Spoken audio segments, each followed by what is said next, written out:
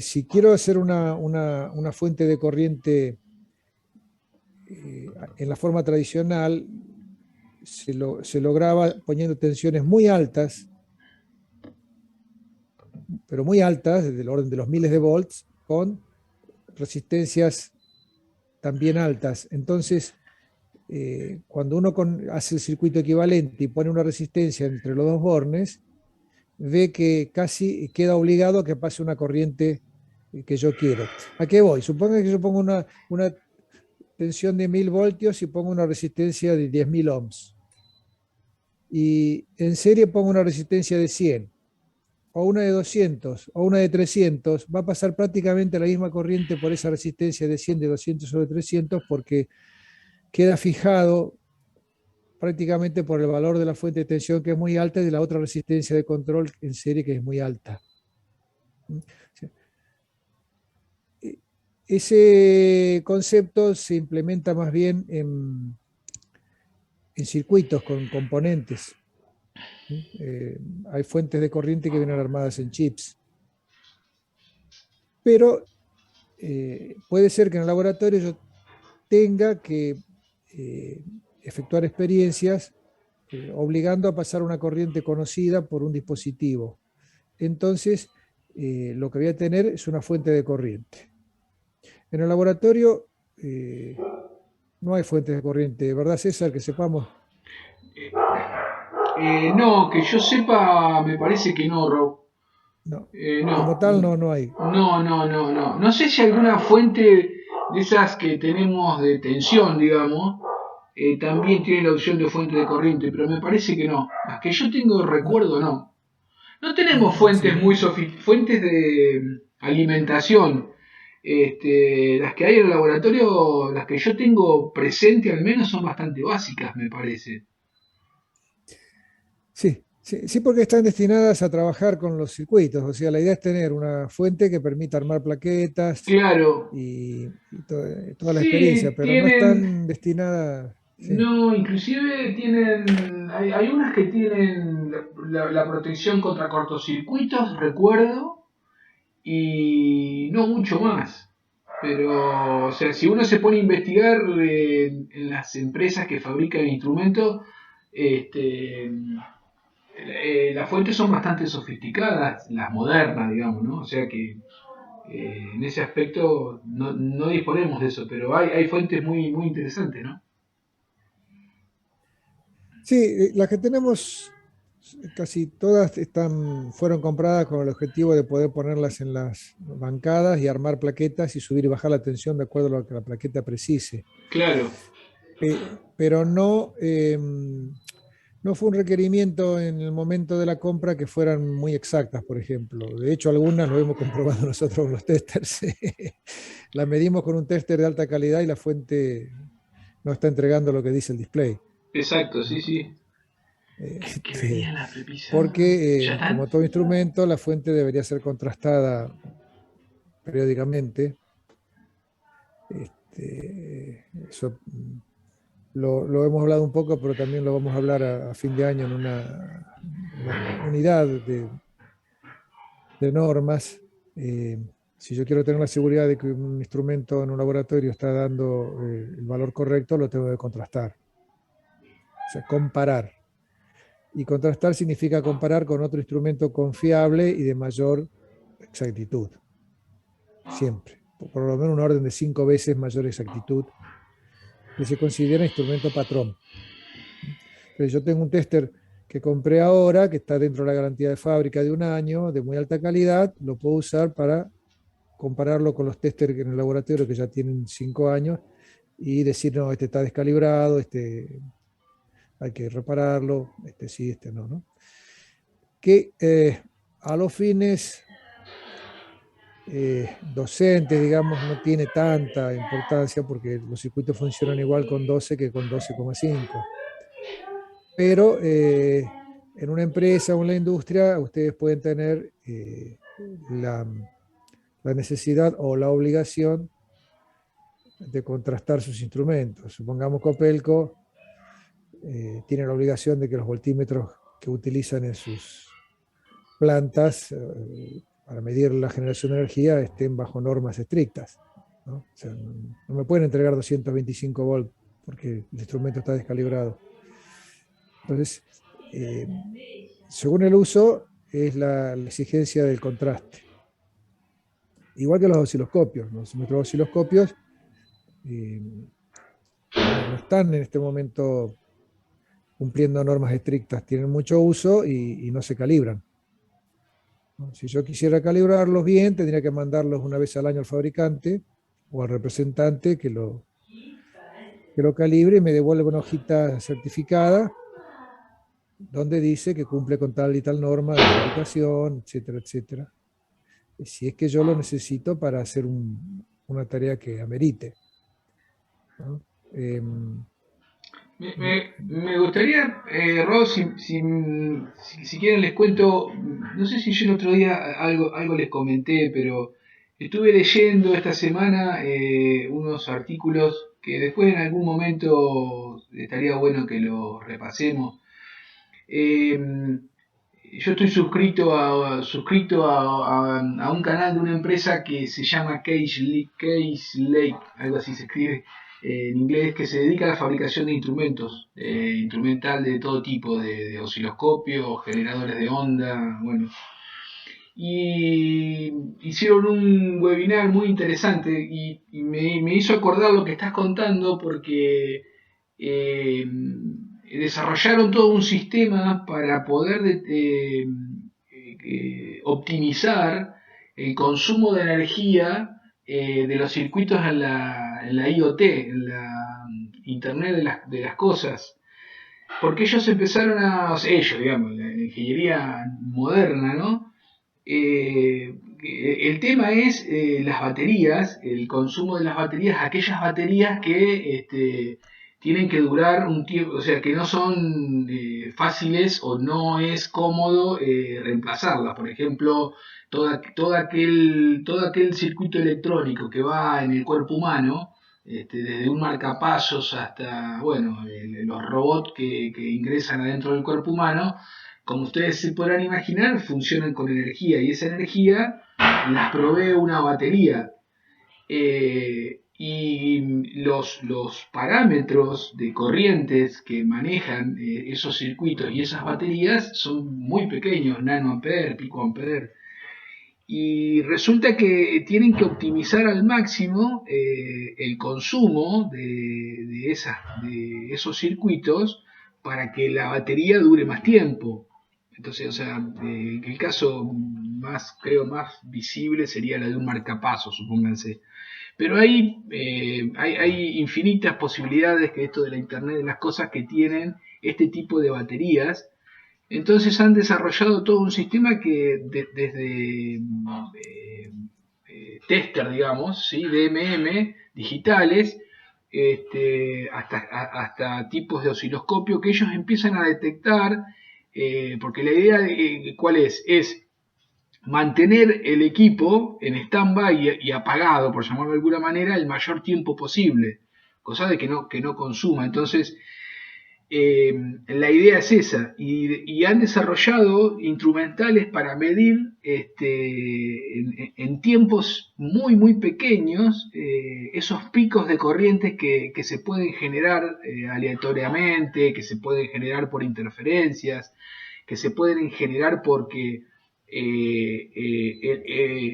el dato necesita ser reenviado porque el dato llegó en forma incorrecta, entonces se reenvía nuevamente el dato. Entonces reenviar el dato implica poner en funcionamiento el microprocesador. Y poner en funcionamiento el microprocesador implica consumo de energía. Es muy, muy interesante, ¿no? Pero más allá del tema este en particular, me hiciste acordar, Roberto, esto de los instrumentos que hay en serio, digamos, ¿no? Instrumentos que se usan en desarrollos bien sofisticados, ¿no? El instrumental de hoy en día está muy, muy, muy avanzado. Es todo digital, obviamente, ¿no? Pero están trabajando con valores, digamos, están pudiendo medir valores y medirlos con mucha precisión. del orden de los pico amper, nano amper, tiempos muy, muy pequeños, o sea, y para ello, como se podrán imaginar, se necesitan instrumentales muy precisos, ¿no? Con tecnología muy de punta. Pero me sorprendió gratamente, ¿no? El tema, porque hay todo un equipamiento, es todo un banco de trabajo precisamente para optimizar esos circuitos. Muy, muy interesante.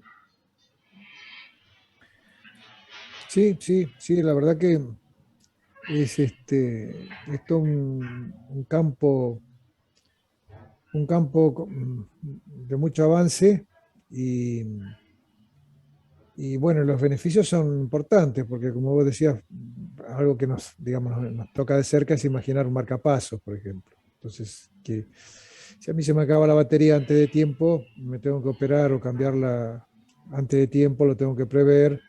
Eso es importante tenerlo definido con seguridad, ¿no? Eh, hay funciones vitales que necesitan energía eléctrica. Todos estos modernos ayudas, bioingeniería, digamos, sí o sí necesita fuentes de alimentación. Claro, claro. Y, realmente la optimización, como vos mencionaste, que se logra haciendo que el instrumento se apague así solo o se despierte cuando hay necesidad, es algo que se está incorporando bastante. Todas las alarmas, por ejemplo, domiciliarias, de los sensores de movimiento y lo demás, trabajan con esa premisa. Claro. Si no hay movimientos detectados, se apaga.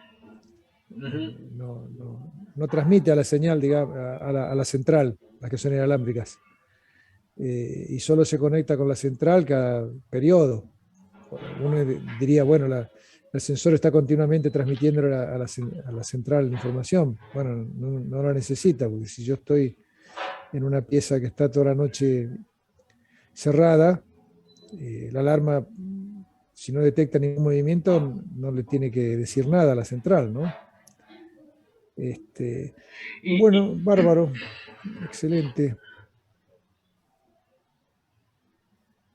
Bueno, esto les comentó César cuáles son las especificaciones. Básicamente, a nosotros, ya les digo, nos interesa según la aplicación, los valores nominales para la aplicación que le vamos a dar, de 0 a 30 volts, por ejemplo, decía esta, y la exactitud. Hay un factor que se llama factor de carga, que es el que me dice qué exactitud tengo yo en función del consumo.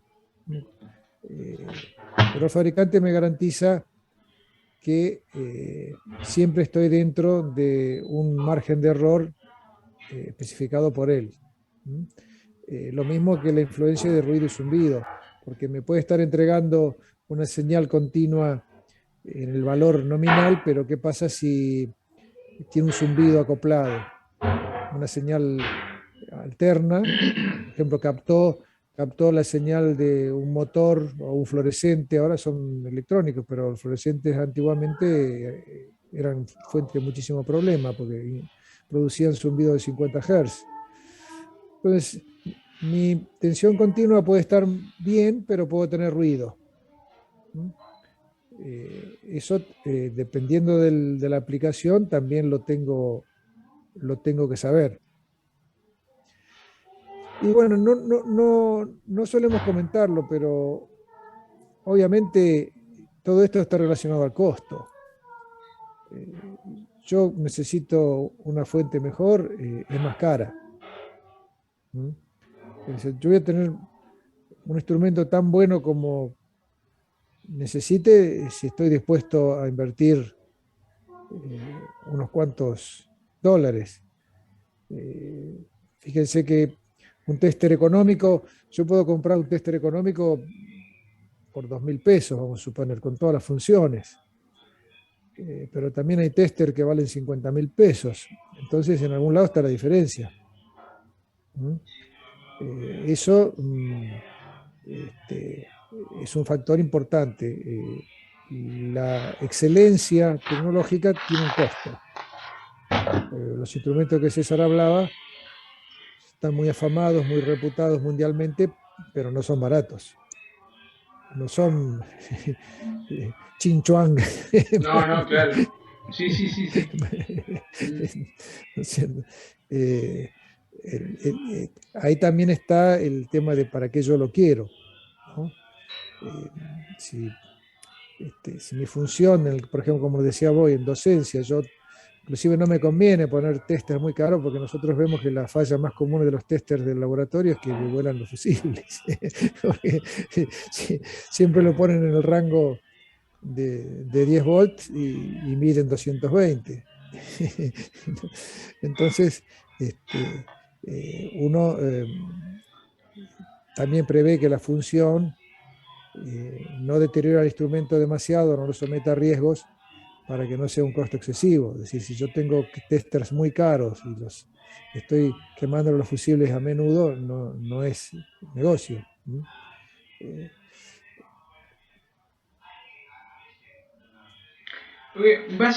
Básicamente por ahí, eso lo podríamos, también otro aporte que por ahí podríamos verlo desde el punto de vista que desde el punto de vista pedagógico y educativo, conectar un tester de 2 pesos y conectar un tester de $2.000, desde el punto de vista de la técnica de medición es lo mismo. O sea, si es un amperímetro lo voy a conectar en serie, si es un multímetro lo voy a conectar en paralelo, así valga 2 pesos o valga $2.000. Y por ahí el objetivo desde el punto de vista de la materia es que nosotros aprendamos la técnica de medición. Luego después, cuando nosotros tomemos un elemento más caro, ¿dónde va a estar la diferencia? Y la diferencia va a estar en el panel de control, es decir, con todas las posibilidades que nos puede otorgar un instrumento más caro, que seguramente será digital, va a procesar la señal, voy a poder hacer capturas de pantalla, pero en definitiva, desde el punto de vista de la técnica de medición, es decir, ubicar el instrumento y conectar el instrumento en el circuito, en definitiva es exactamente lo mismo. Entonces por ahí en un laboratorio de una facultad con un tester chino nos alcanza y nos sobra. Después ustedes van a tener tiempo el día que se encuentren con un tester de alta calidad, bueno, se tendrán que sentar a leer el manual. Por eso nosotros con el profesor hacemos bastante hincapié en que nos familiaricemos, en que todos los instrumentos tienen manuales.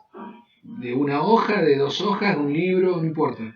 Pero ustedes tienen que, pensar en que todo instrumento tiene un manual.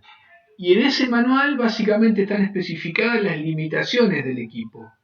Entonces, es importante que nosotros nos familiaricemos con las limitaciones del equipo, de cualquier equipo, porque eso va a llevar a que ustedes, incorporen la lectura de los manuales, cosa que no se hace de movida, que por ahí eso habría que enseñarlo o acercárselos. Ni bien ustedes tienen acceso a la primera vez que miden con un tester, aunque es decirle, bueno, no es solo conectar el tester. Bueno, lo primero que tenemos que hacer es cuál es la limitación de ese instrumento, y eso está en el manual. Y lamentablemente eso muchas veces nosotros no nos damos cuenta que un tester chino comprado en la calle tiene un manual. No importa que sea chino y que salga 2 pesos con 20. Tiene que tener, aunque sea una hojita chiquita, pero tiene que tener las especificaciones. Eso me parece que es importante que ustedes lo tengan presente, que todos lo tengamos presente, ¿sí? Porque lo primero que tenemos que hacer cuando nos encontramos con un instrumento o con un equipo es leer el manual. Leerlo y entenderlo. Y una vez que nosotros sepamos, es como que compremos un auto y no leamos el manual. Entonces, si no conocemos las limitaciones del auto, bueno, no sabemos a qué velocidad máxima podemos ir, no sabemos cuántos cambios tiene, no sabemos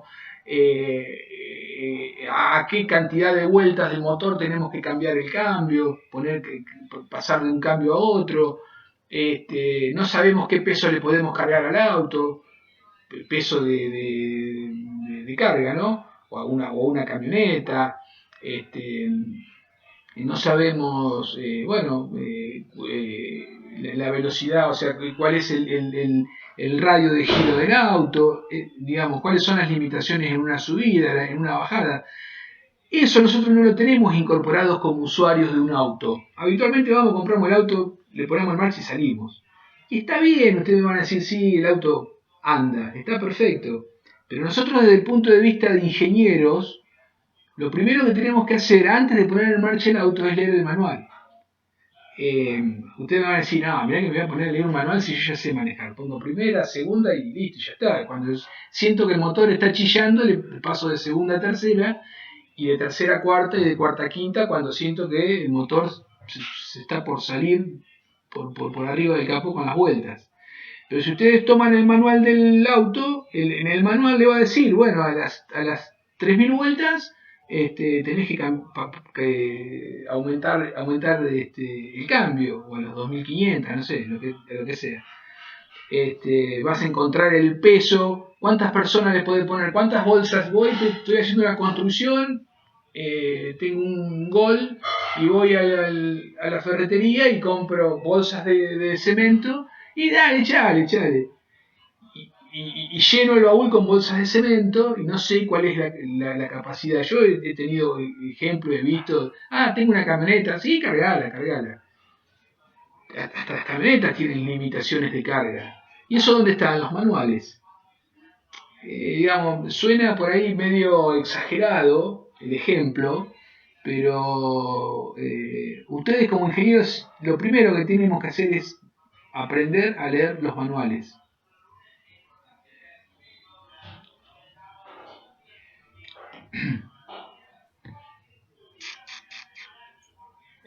Profe, Exactamente. Ajá. por ahí suena medio exagerado, sin embargo es la verdad, porque uno por ahí no lo sabe hasta que viene uno de tránsito y te cobra la multa, ¿no? Claro, Por cuestiones del peso, sí, una vuelta nos pasó con el tema de carga de ladrillos, por ejemplo, en la camioneta. Son 2500 kilos, una cosa así, lo máximo que puede cargar, una cosa por el estilo. Y sí, no te enterás, si no leíste el manual, no te enterás hasta que te paran y te dicen, "Che, eso no cumple las condiciones". Pero claro, sí, es tal cual, profe. claro. Sí. A mi viejo le pasó que sacó un auto del concesionario y se metió por una calle que nada que ver y no le encontraba la reversa Ajá. porque no había leído nada y los hizo bajar a mis hermanos y empujar el auto para atrás. Y se tuvo que volver para que le expliquen cómo poner la reversa al auto. A lo bien gaucho. No, pero Sí, sí. está perfecto, está perfecto. Está perfecto. Pero eso es, digamos, si esto lo hablamos, no me acuerdo, en la primera clase. Nosotros con el profesor nos gusta mucho el tema de la ciencia y todas esas cosas. Y cuando uno se pone a leer cosas de ciencia es lo que se llama la educación en el pensamiento científico, digamos. Nosotros tenemos que ser, los ingenieros tenemos que ser, pararnos en el pensamiento científico, que es leer y preguntarnos todo, no hacer cosas por hacer, o cosas por instinto, digamos.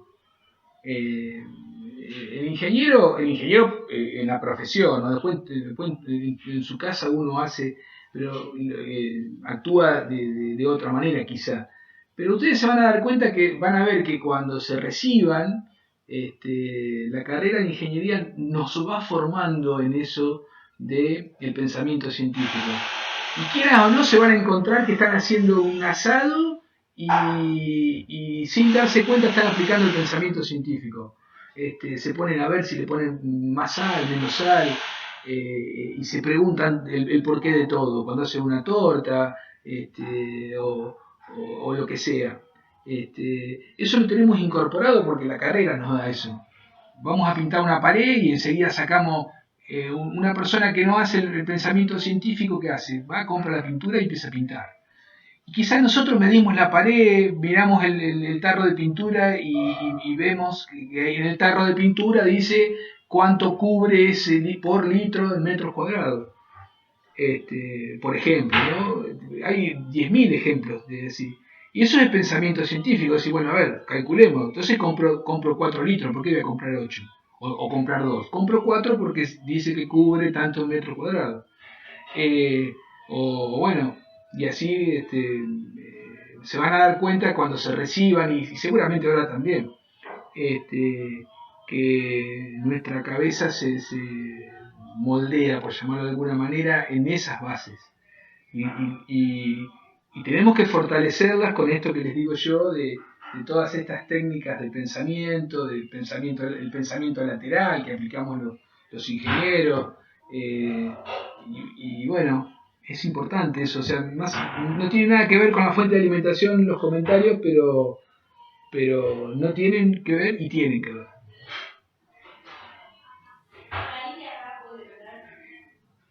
Disculpe, profesor, la interrupción. No, no, al contrario, es muy interesante esos conceptos que vinculan filosóficamente el ejercicio de la profesión con la vida cotidiana. No, pero es verdad, eso es totalmente cierto. Hoy hay que acostumbrarse a bucear bastante en la información técnica de las máquinas y aparatos o lo que usemos porque la complejidad ha aumentado. Claro. Ahora son multifunciones, vienen varios instrumentos en uno. Hay toda una... Es como, digamos, manejar un celular. Hay toda una filosofía que hay que acostumbrarse. Si te van a trabajar con osciloscopios en su tarea diaria, que tienen un lugar donde usen osciloscopio, van a ver que una fábrica con cierta marca tiene todo un estilo de especificar los datos y de hacer trabajar los equipos que no es el mismo de otro. O sea, vamos a suponer, yendo a otra área, los PLC no son iguales, las cosas que fabrican un laboratorio no son iguales a las de otro, en complejidad, en calidad, y uno con el tiempo va viendo poco a poco cuál es el que le tocó, ¿no es cierto? Y en su lugar de trabajo, a la empresa donde vayan, o si van al campo, o si van a una empresa, van a tener que leer manuales.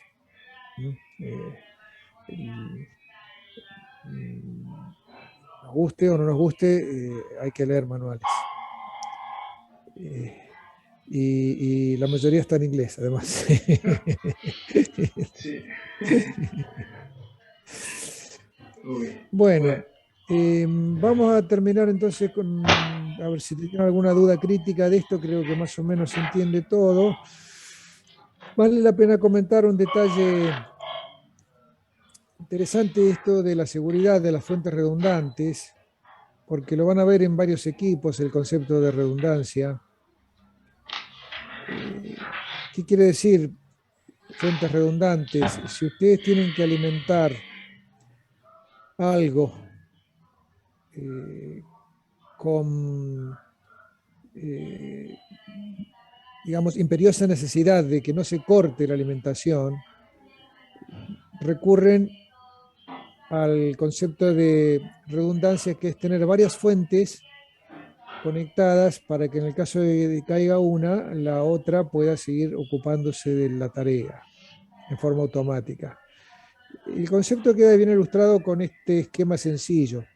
Si yo pongo una fuente con un diodo y la conecto a la carga, y pongo otra fuente con un diodo y la conecto a la misma carga, fíjense que la corriente no puede circular en reversa por los diodos. Entonces, la fuente que dé en el balance va a haber podemos hacer las ecuaciones, pero la fuente que dé un poquito más de tensión que la otra va a ser la que alimenta la carga, la otra va a quedar desactivada, porque al ser la tensión más alta, pues supongamos que la primera dé la tensión de 12,5 volts y la de abajo esté dando 12 volts, la diferencia de potencial de este punto, que va a ser 12,5 respecto a esta que da 12, va a ser que no circule este diodo, entonces esta queda bloqueada y trabaja la de arriba. Y viceversa. Pero en el caso de que una de las dos se averíe, automáticamente la otra empieza a conducir, digamos, va a poder alimentar la carga. Eso me permitiría incluso a mí, que es lo que se llama la puesta en servicio en caliente, desenchufarla.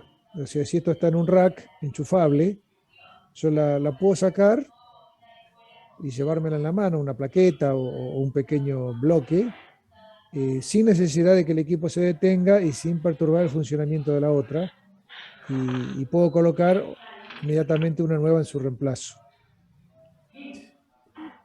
Este es el concepto de redundancia que se aplica en muchos otros campos. Los servidores que tienen discos duros, un servidor como el de Google en la nube, vamos a suponer uno de los tantos que tiene que trabajar siempre y no caerse nunca, no tiene un único disco duro, tienen lo que se llaman arreglos de discos. Son 3, 4, 5 discos duros que están trabajando todos al mismo tiempo, y la información está repartida de forma tal que se puede sacar uno de ellos cualquiera en un momento sin perder datos, porque están particionados y repetidos en los otros. Entonces yo tengo los discos funcionando. Cuando se detecta la avería de uno, va el técnico, tira de una manijita, saca un disco en caliente y enchufa otro en su lugar sin detener nada. Por supuesto, el software se va enseguida a encargar de copiar a ese disco vacío nuevo lo necesario que tenían los otros para que se regenere el arreglo. Pero la idea de redundancia, en ese caso, viene en que lo puedo sacar en caliente y poner otro y no se detiene nada. Es un concepto muy viejo. Ya fíjense que los primeros transbordadores espaciales de la serie del Challenger tenían 3 computadoras de a bordo idénticas, y las 3 hacían lo mismo, pero dialogaban entre ellas. Si no daban el mismo resultado frente a una operación, las 2 que coincidían desconectaban a la tercera, que estaba en discordia, porque la consideraban defectuosa. Entonces teníamos triple, digamos, redundancia, ¿no? Entonces, se tendrían que romper 2 computadoras para quedar una sola, y así todo todavía estarían dando. Bueno, ese concepto se aplica en distintas adaptaciones en toda la técnica hoy en día. No hay un único circuito. Los aviones tienen circuitos de emergencia. Si falla un freno, tienen un freno de emergencia. Si falla un actuador para un flap, tienen uno de emergencia. Y así sucesivamente. Bueno, creo que acá estamos con esto. Bueno, la interferencia se entiende.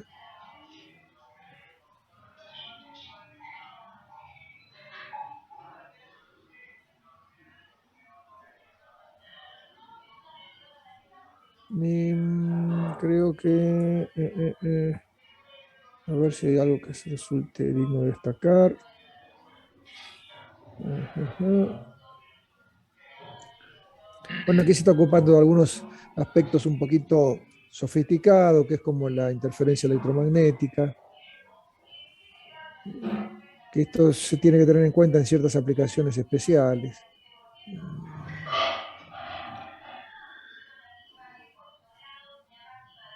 Bueno, y basta mencionar un último detalle que lo vi antes, pero no lo resalté, que es el efecto de la temperatura. Cuando uno trabaja con estos equipos con una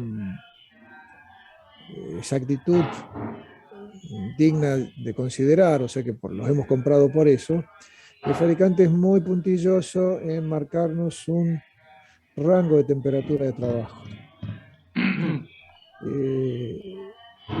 La fuente va a entregar la tensión que él dice con esa exactitud en un rango de temperaturas determinado. Vamos a suponer de 20 a 25 grados centígrados. Y pueden pasar dos cosas. Que nos diga que ese es el rango en el que tiene que trabajar, o que nos dé una pauta para corregir si trabajamos a temperaturas fuera de ese rango. Muchos instrumentos pueden hacerlo automáticamente, pero otros no. Si yo tengo una fuente de tensión que me está dando un valor nominal en el laboratorio a 20 grados, debo verificar si voy a la intemperie y la hago trabajar a 0 grados, si esa exactitud se va a mantener. Eso es importante. En general es lo mismo para todos los instrumentos electrónicos hoy en día. Hay un margen de temperatura que el fabricante especifica, y dentro de ese margen él se hace responsable de la verificación de las garantías, pero si no, no. Entonces nosotros, de acuerdo a dónde vamos a trabajar, tenemos que verificar. Lo mismo con exceso de temperatura. Si yo estoy trabajando en un lugar donde se ha elevado mucho la temperatura ambiente a 30 grados centígrados, bueno, tengo que ver si estoy dentro de lo esperable. Normalmente no es que no va a funcionar el instrumento, el problema es que no va a dar la exactitud nominal. Eso puede ser aceptable o no de acuerdo al tipo de trabajo. Si yo estoy reparando, bueno, una reparación no necesita gran exactitud. Pero si estoy calibrando la frecuencia de un transmisor de FM, yo si voy a una FM y tengo que calibrar la frecuencia del transmisor para que quede en norma, y me llevo mi instrumental, y estoy con el frecuencímetro y hace 35 grados centígrados en la sala de transmisión, bueno, tengo que estar seguro de que no voy a tener un pequeño corrimiento en frecuencia, porque no es habitual que el frecuencímetro trabaje a 35 grados centígrados. Esos detalles a tener en cuenta. Bueno, César, ¿querés anunciar la idea del ejercicio? ¿La del viernes que viene? Ajá. Sí, sí, no hay problema. No hay problema. Cuando vos lo disponga, Te paso el micrófono. Bueno.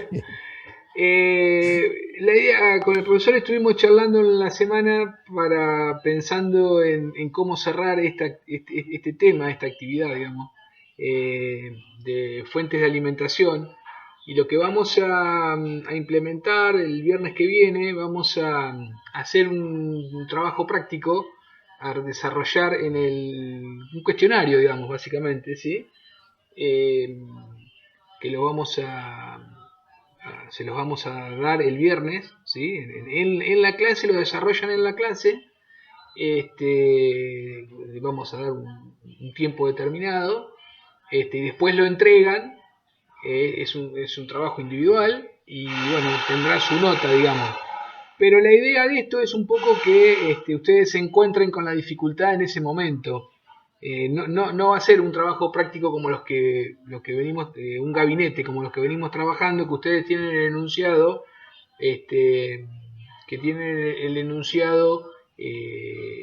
con anterioridad. En este caso va a ser con una dificultad, un grado de dificultad a la cual ustedes se van a encontrar con el enunciado el viernes. para ello, obviamente que lo pueden, tienen el libro abierto, pueden consultarse, en ese sentido no hay inconveniente. Pero ¿qué sucede? Sucede que lo interesante o sea, la dificultad va a ser va a ser menor cuanto ustedes hayan leído el material que nosotros les propusimos. Entonces, esa es la propuesta. Va a ser conceptual, obviamente, va a estar referido, las preguntas las vamos a extraer, las vamos a armar en función de los capítulos que les dijimos que lean. Y bueno, esa es un poco la propuesta para el viernes que viene. Va a ir con nota. ¿Es un cuestionario, profe? Sí, ¿O sí. son...? Sí, un cuestionario extraído del capítulo que el profesor les acaba de explicar, básicamente. Y después el otro capítulo que habíamos hablado del otro libro, que era el capítulo 12 y capítulo 12 y capítulo 13, ¿sí?